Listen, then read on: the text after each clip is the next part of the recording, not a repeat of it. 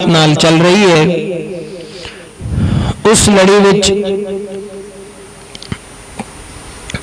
अज 28वीं पौड़ी, इस पौड़ी की व्याख्या जो गुरु नानक पातशाह कृपा करनगे। पातशाह की फरमान करते ने, मुंदा संतोख सरम पत झोली, ध्यान की करे विभूत, खिंथा काल कुआरी काया, जुगत डंडा परतीत,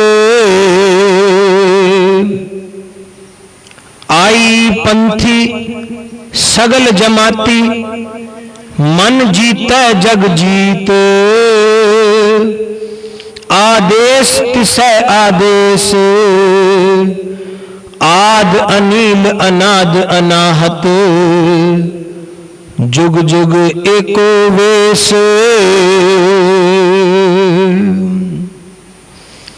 परम सत्कार योग साध संगत जियो, सारे आपो अपनियां मनोबिरतियां एकागर करो। ध्यान नूं गुरु चरणों विच, गुरु शब्द विच जोड़न की चेष्टा करो। इस पौड़ी अंदर पातशाह ने उन ज्ञान दियां रमज़ां नूं समझाया है, क्योंकि दास ने पहला भी आप जी के चरणों विच बेनती की सी कि जपजी साहब का जो सारा पाठ है, ये सारी बाणी है, गुरु नानक पातशाह ने ये सारी बाणी सिद्धां दे नाल, जोगियां दे नाल चर्चा करते हुए उच्चारण की है। क्योंकि उस वेले जोगियां दा सृष्टि ते संसार ते भारत वर्ष विच बड़ा प्रभाव सी। ते उस वेले जो जोगी सन, जिन्हां दे विच मुखिया सी गोरखनाथ, कहंदे इन जोगियां ने अपने अपने कन पड़वा के विच मुंदरां पाईयां हुई सन। एक झोली वो टंगदे सन, थैला टंगदे सन, चिप्पी हथ विच फड़दे सन, गोदड़ी उन्होंने शरीर ते पाई हुंदी सी, सारे शरीर ते विभूत मलदे सन। तो कहंदे ये जोगी जदों ये सिद्ध जदों गुरु नानक पातशाह नूं मिले, तो गुरु नानक पातशाह नूं कहन लगे कि तुसी भी साडे तरह कन पड़वा लो, मुंदरा पा लो, थैला टंग लो, चिप्पी फड़ लो, डंडा फड़ लो, शरीर ते विभूति लगा लो। तो साध संगत पातशाह ने कहा कि ये सारा कुछ तो मेरे पास पहला ही है, मैनू होर करन दी लोड़ नहीं, ये तो पहला ही मौजूद है। तो सिद्धां नूं गल समझ ना आई तो पातशाह ने बाणी उच्चारण की, कहन लगे मुंदा संतोख। ये मुंदा जो ओ जोगी अपने कन पड़वा के ये शीशे दियां मुंदरां पाया करते सन। ते पातशाह कहन लगे कि मेरे पास भी मुंदरां है ने, पर वो मुंदरा केड़ियां ने? संतोख दियां। संतोख दी मुंदरा पा। हे जोगी, जे तू सही मायने विच जोगी बनना चाहता है तो तेरे पास संतोख दी मुंदरा होवे। जिस तरह वो कन पड़वा के विच मुंदरा पांदे सन, पातशाह कहन लगे इसे तरह जे संतोख ता होएगा जे तू अपनी आशावां नूं छेद देगा, अपनी ख्वाहिशां नूं छेद देगा, अपनी तृष्णावां नूं छेद देगा, विच संतोख दी मुंदरा पा। प्यारियो, बेनती करां कि संतोख की है? संतोख किसनूं कहंदे ने?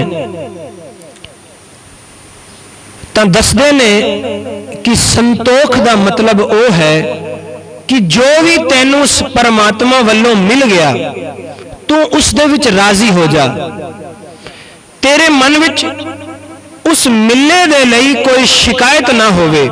भाव कि जो तैनू प्राप्त हो गया तू उस दे विच प्रसन्न हो जा, ते जो प्राप्त नहीं होया उसकी इच्छा ना कर। ये संतोख है। ते प्यारिओ बेनती करा, संतोख किसी मजबूरी का नाम नहीं। संतोख खुशी दे विच अपनी इच्छा दे अनुसार वापरी एक अवस्था है, किसी मजबूरी विच नहीं। शेख सादी साहब ने क्या खूब समझाया है कि संतोख मजबूरी विच किस तरह नहीं। वो कहंदे ने, कहंदे अगर एक बुढ़ा बगियाड़ एक बकरी नूं कह देवे कि अज तो बाद मैं शिकार करना छोड़ दिता है, मांस खाना छड़ दिता है, मैं संतोख कर लिया, तो शेख सादी साहब कहंदे ने कितनी झूठ गल है। बुढ़ा बगियाड़ कहता है मैं मांस नहीं खाना, शिकार नहीं करना, संतोख कर लिया है। शेख सादी साहब कहते ने झूठी है ये गल, क्योंकि उसने मांस खाना छोड़िया नहीं। हुण उसका शरीर बुजुर्ग हो गया है, उसदे कोलों शिकार होंदा ही नहीं, उसदे दंद कम नहीं करदे, वो मांस खा नहीं सकता, ते कहंदा मैं संतोख कर लिया। ते कहंदे ने बिल्कुल इसे तरह ये इंसान जदों इसदी इंद्रियां, इसदे हथ पैर, इसकी शक्ति शारीरिक कम नहीं कर दी, ये कहंदा मैं संतोख कर लिया। ये संतोख है मजबूरी विच, इच्छा नाल नहीं, मजबूरी विच। तो फिर संतोख की है? एक बड़ी पुरानी कहानी है जो कई बारी सुनी सुनाई जाती है, पर है बड़ी भावपूर्ण, संतोख के भावां नूं समझाउण वास्ते बड़ी जरूरी है। कहंदे एक राजा सी, एक दिन अपने मंत्री नूं कहन लगा कि जरा मैनू गिनती करके दस तां सही कि मेरे पास कितना खजाना है, मेरे पास कितनी माया धन दौलत है, मैनू गिनती करके दस। ते साथ संगत मंत्री ने अपने सेवादार उस दे खजाने नूं गिनन वास्ते लगा दिते। कहंदे दिन रात खजाना गिनदे रहे, इतनी बेशुमार दौलत खजाना सी कि मंत्री कुछ दिनों बाद आके कहन लगा कि महाराज मैं पूर्ण रूप विच गिनती नहीं कर सकिया, पर जो मैं गिणिया मिणिया उस तो यह पता लग्या कि तुहाडे पास इतना खजाना है कि तुहाडी अगर 6 पीढ़ियां 6 पुश्तां बैठ के खाण तां उन्हां नूं कम करन दी लोड़ नहीं, भावें बैठ के खा लैण 6 पीढ़ियां, इतना खजाना है, मुकेगा नहीं।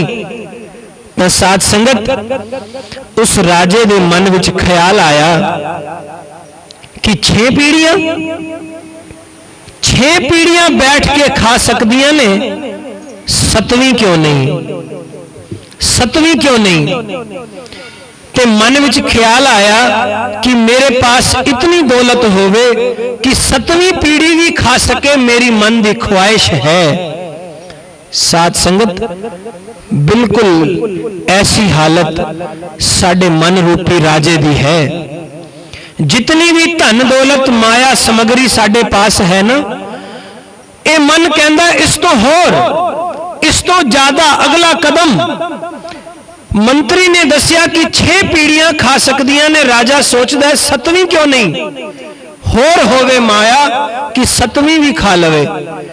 तां कहन लगा अपने मंत्री नूं कि मंत्री जी कुछ माया होर इकट्ठी करने का साधन करो ताकि 7वीं भी बैठ के खा लवे, मेरी इच्छा है। ते साध संगत मंत्री सियाणा सी, साध संगत करन वाला सी, कहन लगा राजन एक गल मैं संतां महापुरुषां तो सुनी है कि कोई अगर अपने खजाने विचों दान करे ना, दान देवे अन्न दा माया दा, तां कहंदे रब वल्लों किरपा हुंदी है, माया होर वध जांदी है। क्योंकि सतसंगी सी ये गल समझाई, राजे नूं गल समझ आ गई। हुक्म कर दिता कि कल तो ही अन्न दे भंडार खोल दिओ, मैं आप जाके आटा वंडांगा सारी जनता विच। तां कहंदे अगले दिन तो ही राजे ने आटा वंडण दा काम शुरू कर दिता अपने नगर विच। ओ आप वेश बदल के घर घर जाके आटा वंडन लग पिया ताकि मेरी माया विच बढ़ोतरी हो जावे, माया वध जावे, भाव सी कि 7वीं पीढ़ी भी खावे। तां कहंदे एक दिन जदों ओ आटे दीयां बोरियां लैके किसे एक मकान विच पहुंचिया, बहुत ही जर्जर हालत विच ओ मकान सी, टुटा फुटा मकान, छोटी जी झोपड़ी, बड़ा ही पुराना ओ मकान। कहंदे जदों कुंडा खड़काया, एक बड़ा ही गरीबड़ा जिहा बंदा बाहर निकलिया ते कहंदे उसने देखिया कि 3-4 बंदे ने ते राजा जिसने वेश बदलिया होया कहन लगा कि इस तरह करो, असी आटा दान करन वास्ते आए हैं, तुसी अंदर जाओ, कोई पात्र कोई बर्तन लैके आओ जिस दे विच असी आटा पा दईए, तुहानू दान कर दईए। तो साध संगत ओ जीव उस पुराने जे मकान दा मालिक अंदर गया ते कह रहे कुछ देर बाद जदों वापस बाहर आया ते खाली हथ आ गया, कुछ लैके ना आया। ते राजन जो वेश बदल के आया सी कहन लगा, कहंदे असी तैनू आख्या कोई बर्तन लिया जिस दे विच आटा पा दईए, तू खाली हथ आ गया। ते उसने हाथ जोड़ के आख्या, कहन लगा कि जदों मैं अंदर गया अपने आटे वाला बर्तन देखिया तां उस दे विच मैनू नजर आया कि इतना आटा पिया जिस दे नाल अज दी रात मेरी बड़ी प्यार नाल लंघ जावेगी। तां मैं सोचिया कि जे अज दी रात निकल जावेगी ते कल दी मैनू चिंता कोई नहीं, मैं कल वास्ते आटा क्यों इकट्ठा करां, अज दी रात बड़े प्रेम नाल निकलेगी ते कल दी मैनू फिक्र कोई नहीं, क्योंकि जिस परमात्मा ने अज दी रात वास्ते मैनू आटा दिता है वो कल भी अपने आप देवेगा, मैनू लोड़ कोई नहीं। साध संगत उसने इनकार कर दिता ते बेनती करा ए है संतोख, जिस दे विच अज दी रात अज दा समा कट्टण वास्ते उसनू खुशी है, उसनू परमेश्वर ते भरोसा है ते कल दी फिक्र कोई नहीं कि मैं क्यों फिक्र करा, फिक्र करन वास्ते ओ परमेश्वर जो बैठा है उसनू चिंता है। तां कहंदे जदों इतनी गल उस जीव ने कही तां कहंदे राजा दे पैरां हेठों जमीन खिसक गई।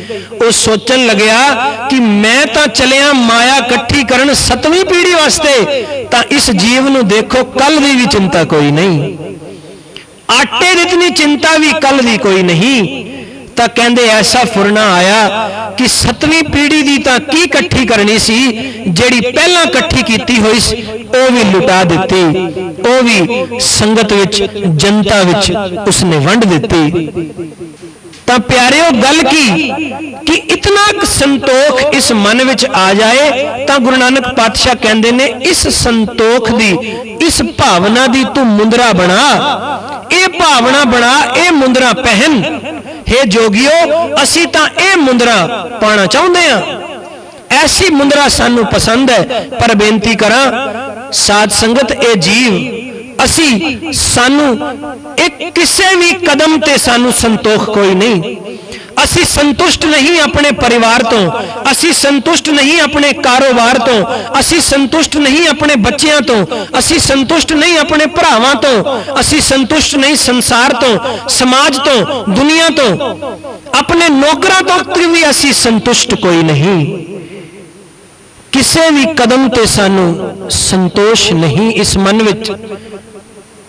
तां पातशाह कहंदे ने ये तां परमार्थ दे रस्ते ते चलदियां पहला कदम है, संतोख होवे तेरे हिरदे विच, उस परमात्मा दे प्रति तू धन्नवाद कर सके, शुक्र कर सके, जो तैनू प्राप्त है उस दे विच राजी रवे ते जो प्राप्त कोई नहीं उसकी इच्छा ना करे, ये संतोख है। तो पातशाह कहंदे ने इस संतोख दी मुंदरा पा, मुंदा संतोख सरम पत झोली, पत कहंदे ने पात्र नू ते झोली भाव जो थैला जोगियां ने टंगिया हुंदा है। उस पात्र विच भिक्षा मंगदे ने ते भिक्षा मंग के उस झोली विच पा देंदे ने ओ जोगी। ते पातशाह कहन लगे तेरा पात्र ते झोली सरम। साध संगत इत्थे सरम दे अलग अलग अर्थ किए गए ने। किसी ने शर्म दे अर्थ किए ने कि शर्म भाव संकोच, तू संकोच दा पात्र ते झोली बना, भाव मंगण लग्या तू संकोच करे। जदों भी मंगण लगे ना, मंगण लई तैनू संकोच आवे, शर्मिंदगी आवे, शर्म आवे, ये तेरी पात्र ते झोली होवे। ते दूसरा अर्थ कीता शर्म दा भाव उद्यम, मेहनत। कहंदे मेहनत करना, उद्यम करना तेरा पात्र ते तेरी झोली होवे। उद्यम करना, पातशाह कहंदे ने ना उद्यम करेंदियां जियो तू। कहंदे जीवन विच उद्यम करके जी, एवें शरीर नू आलसी ना बना। उद्यम कर, मेहनत कर, पुरुषार्थ कर। तो पातशाह कहंदे ने उस मेहनत उद्यम दा साडे पास पात्र है ते साडे पास थैला है। अगे कहंदे ने ध्यान की करे विभूत। साध संगत ध्यान देना, ए जोगी गां दे गोबर दी राख सवा अपने सारे शरीर ते मल लैंदे सन, जिसनों कहंदे सन कि विभूति लगाई है। ते एक किस वास्ते मलदे सन? ताकि इस शरीर का देह अभ्यास छुट जाए, इस शरीर का ध्यान छुट जाए, इस शरीर का भाव छुट जाए कि राख मल लैंदे सन ए भावना नाल कि कल नूं ए शरीर भी तां राख हो जाना है।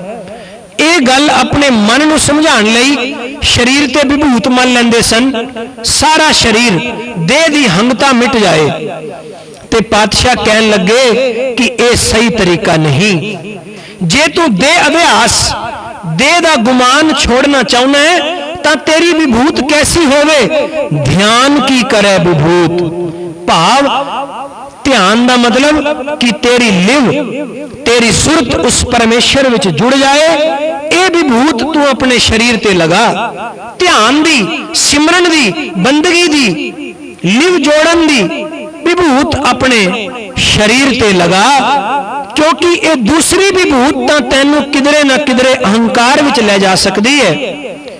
ये दिखावा मात्र बन के रह जा सकती है, पर ध्यान दी विभूत तैनू सीधा परमेश्वर के चरणों में ले जाएगी। ध्यान दी विभूत तैनू सीधा परमेश्वर के द्वार ते ले जाएगी। कहते जिक्र आउंदा इतिहास विच कि गुरु गोबिंद सिंह महाराज के समय एक सिख होए ने ना, जिन्हां दा नाम सी भाई सुथरे शाह। बड़े ही ब्रह्म ज्ञानी, उच्ची अवस्था के मालक, ते अपनी गल नूं समझाण दा बड़ा ही सोहना तरीका उन्हां दे पास। कहंदे एक दिन का जिक्र की होया कि गुरु गोबिंद सिंह महाराज बैठे ने सिंघासन ते संगत विच।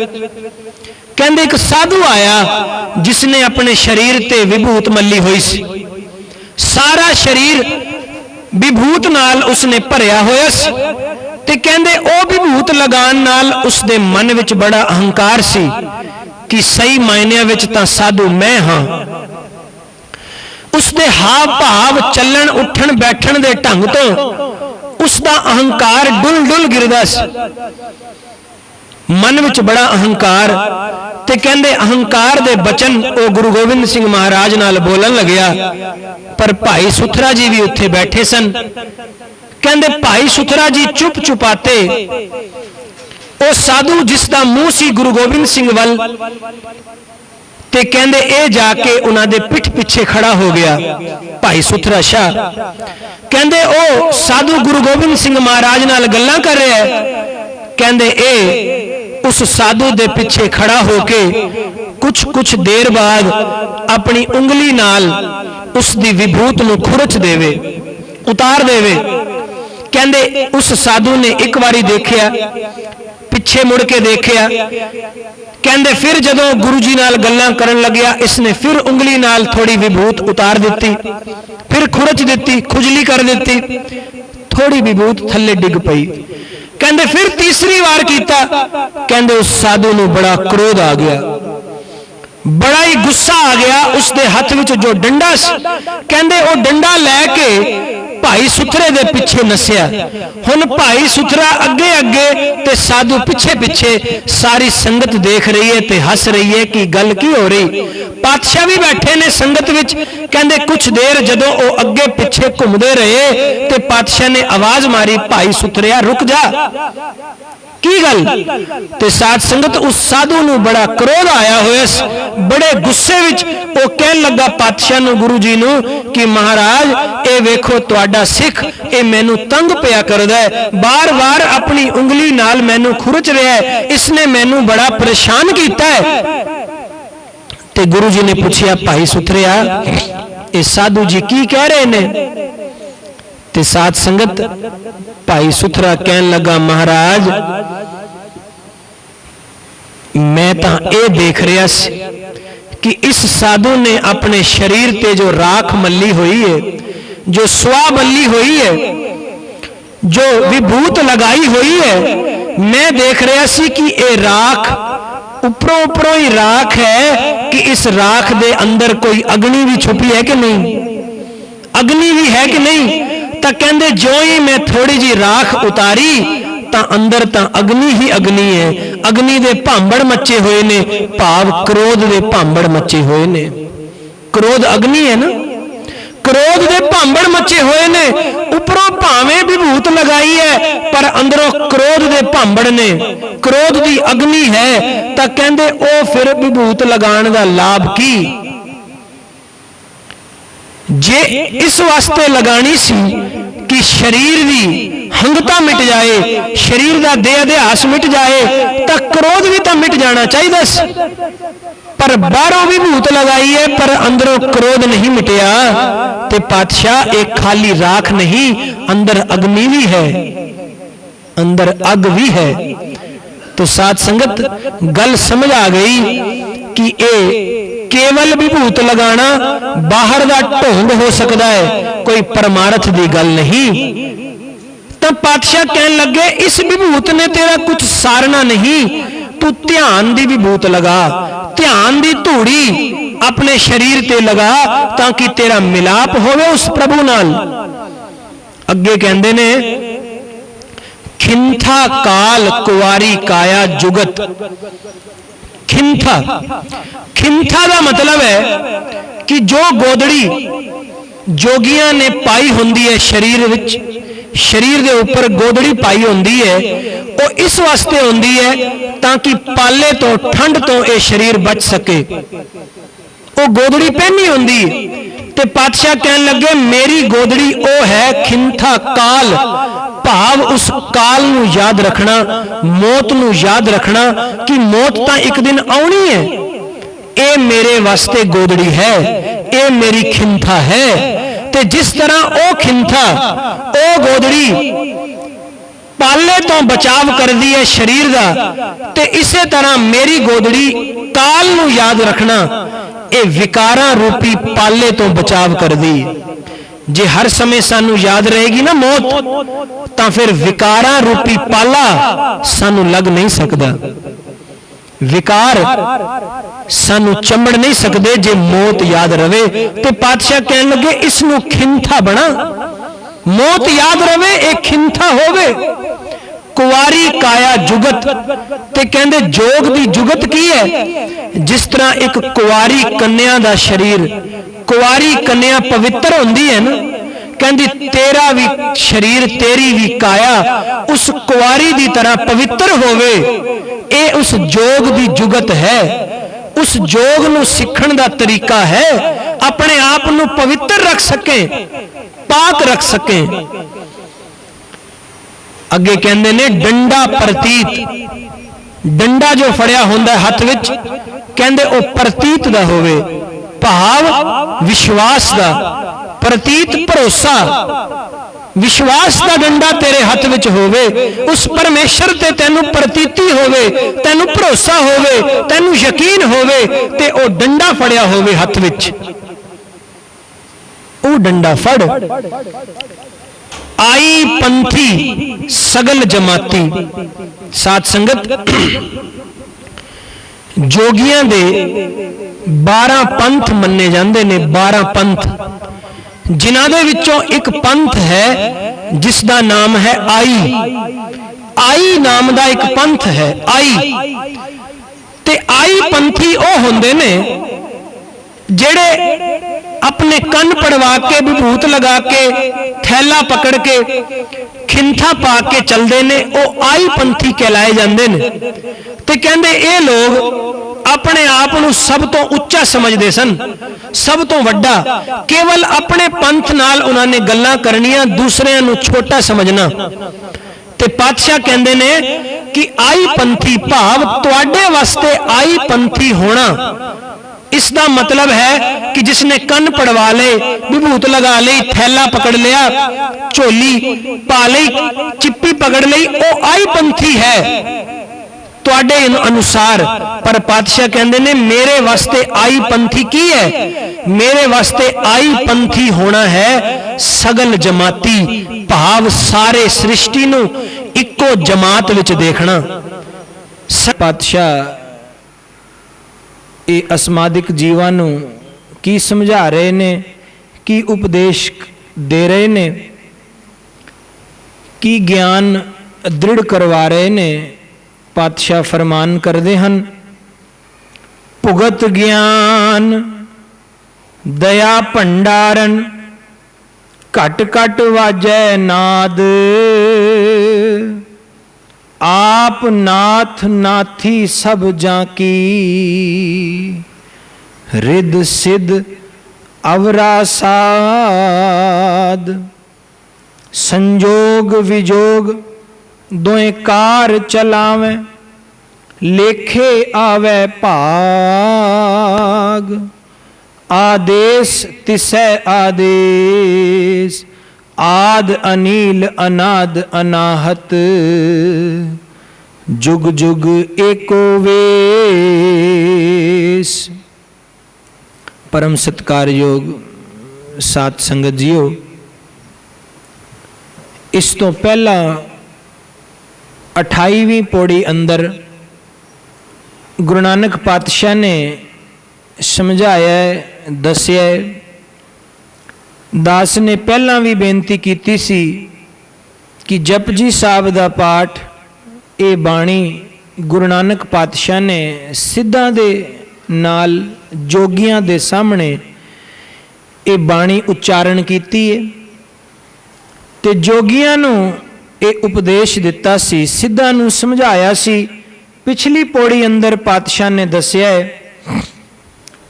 कि संतोख दियां मुंदरां बनाओ, ध्यान दी विभूत लगाओ, ते काल अपनी मृत्यु हर समय याद रवे, ए गोदड़ी होवे, खिंथा होवे, ते प्रतीत दा भाव भरोसे दा डंडा होए।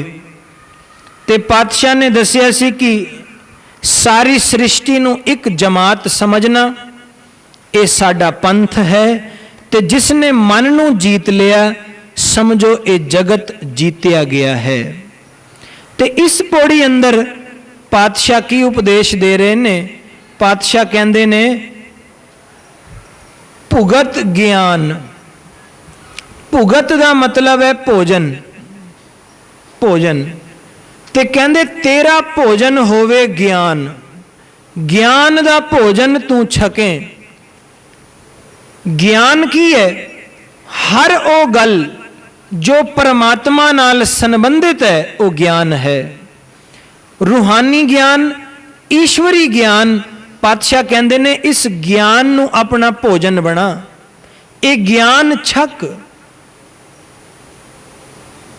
कहंदे ज्ञानवाना दे नाल संगत करनी, ज्ञानवाना दे नाल वार्तालाप करना, चर्चा करनी, ज्ञानियां विच उठना बैठना, ज्ञान दे जीवन विच बोलना, ज्ञान दे जीवन विच जुड़ना, ज्ञान विच चलना, ज्ञान दियां गल्लां करनियां, ज्ञान दा संग करना, कीर्तन विच जुड़ना, ਇਹ ਹੈ ਗਿਆਨ ਦਾ ਭੋਜਨ ਖਾਣਾ। ਤੇ ਇਹ ਮਨ ਵਿੱਚ ਭਾਵ ਕਿ ਜੋ ਗਿਆਨ ਹੈ ਉਹ ਗਿਆਨ ਵਿੱਚ बढ़ोतरी होवे, वो ज्ञान वधे, ये भाव रवे मन विच, तां पातशाह कहंदे ने ये तेरा भोजन बन जाएगा।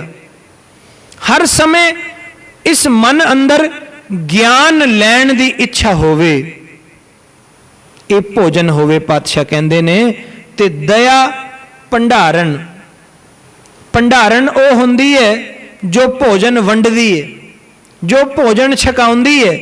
ते कहंदे तेरी भंडारण होवे दया, भाव की दया दी इच्छा मन विच होवे, दया करन दी भावना मन विच होवे, तू दया कर सके।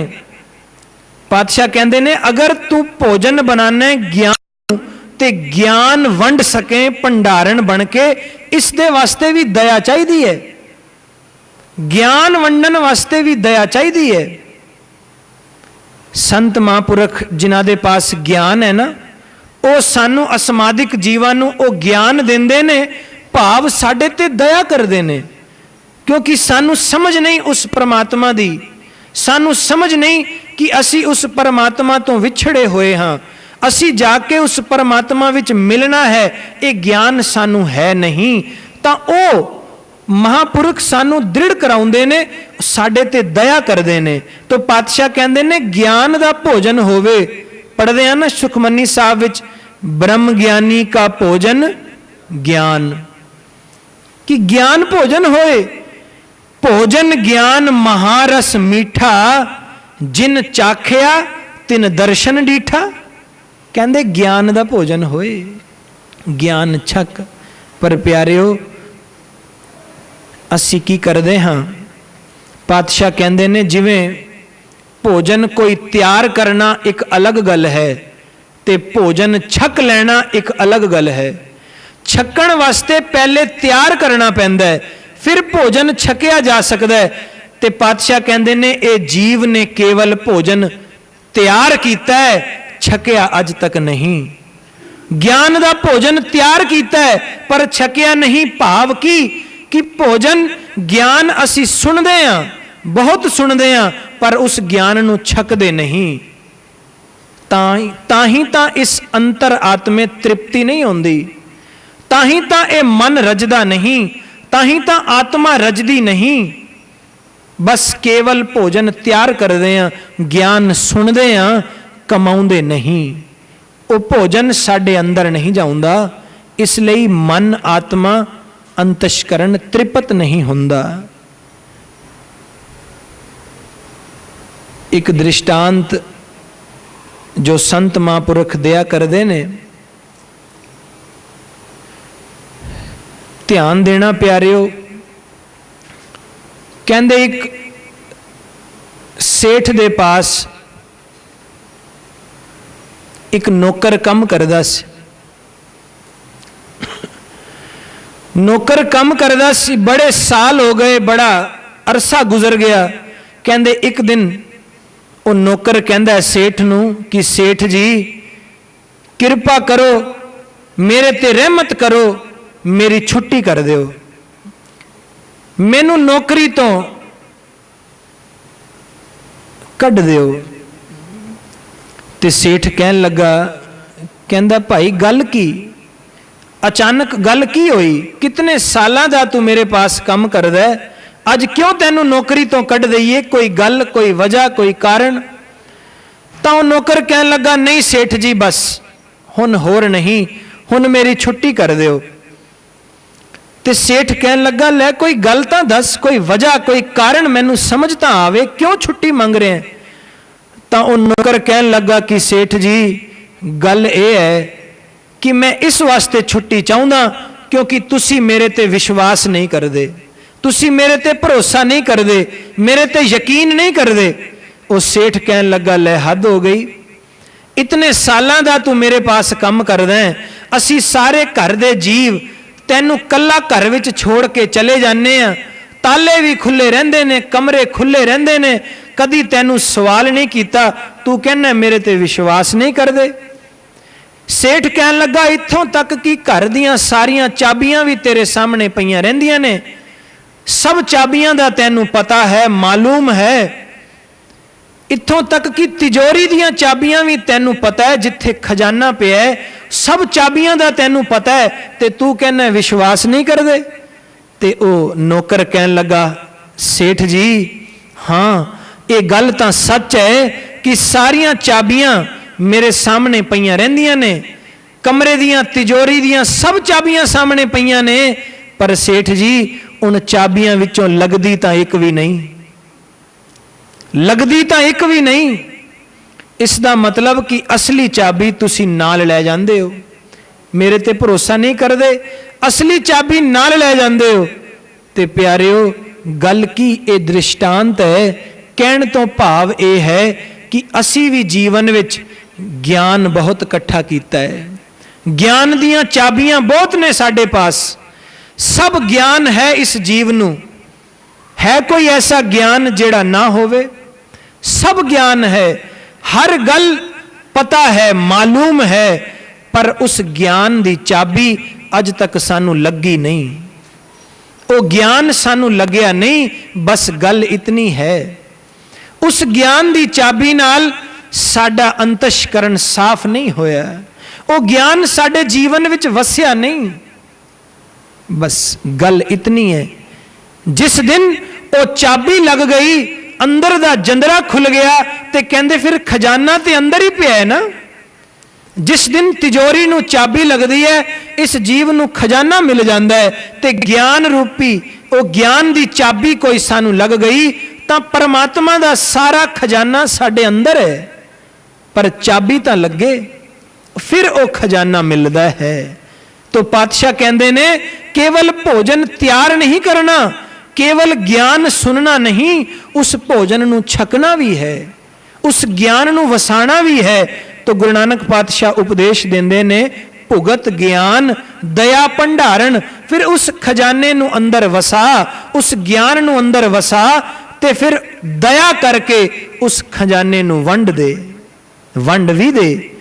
भुगत ज्ञान दया भंडारण घट घट वाजै नाद। कहंदे कि जेड़े जोगी होंदे सन ना, अपने गले विच एक सिंगी, एक टूटी जही हुंदी है जो लटका के रहिंदे सन। जदों भंडारा छकण लगदे सन तां भंडारा छकण तो पहले उस टूटी नूं वजाया जांदा सी, सिंगी वजाई जांदी सी। तो पातशाह कहंदे ने कि घट घट वाजै नाद, उस सिंगी विचों नाद दी आवाज निकलदी सी। ते पातशाह कहंदे ने घट घट वाजै, भाव कि ओ परमात्मा घट घट विच वसदा है, हर घट विच ओ परमात्मा है, हर घट विच उस परमात्मा दी गूंज है। ते इस गल दा एहसास होना यही नाद है, यही गूंज है, यही मेरी सिंगी है, यही तेरी सिंगी बन जाए कि वो परमात्मा घट घट विच वसदा है, घट घट विच गूंज रहा है, ये सिंगी है। आप नाथ नाथी सब जाकी, रिद सिद्ध अवरा साध। जोगी गोरखनाथ नूं अपना नाथ समझदे सन, अपना मालक समझदे सन।